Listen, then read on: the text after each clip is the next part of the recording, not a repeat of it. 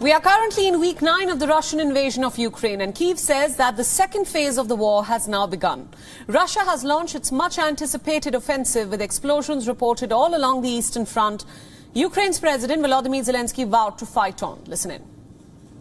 Зараз вже можна констатувати, що російські війська розпочали битву за Донбас, до якої давно готувались. Дуже значна частина всієї російської армії зараз концентрована для цього наступу. Shelling has been reported in multiple areas in the Donetsk region in Marinka, Slavyansk and Kramatorsk. The Donbas region has now become the focal point of Russia's campaign for quite some time. Pro-Russian separatists already control much of Luhansk and Donetsk, an area which is home to much of Ukraine's industrial wealth, including coal and steel. Capturing Donbas would also allow Russia to build a land bridge to Crimea, a region that Russia had earlier annexed in 2014.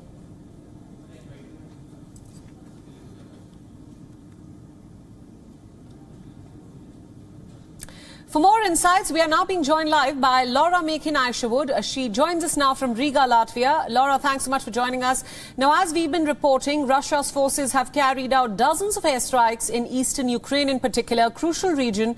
All this overnight after Ukraine said that Moscow had launched a major offensive in the region. What do you make of this?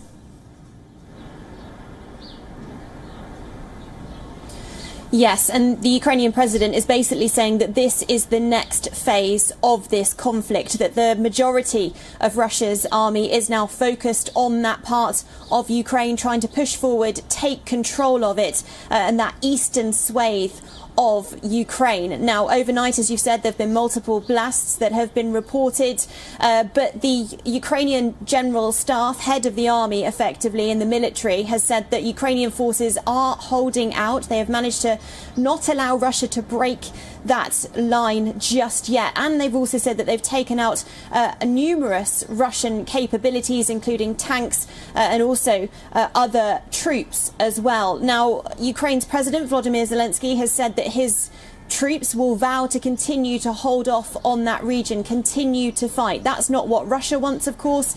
Russia's saying that it wants to take control of that section of the area because it wants to liberate Donbas, the Ministry of Defense for Russia says, claiming that it needs to clear out so-called Nazis. But of course, Ukraine believes that this invasion was completely unjustified.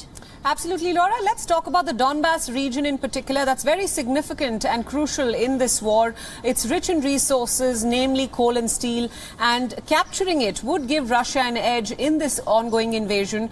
We've also heard Kyiv say that the Donbas offensive has only just begun. So what does this mean when we talk about the larger picture, when we talk about this invasion?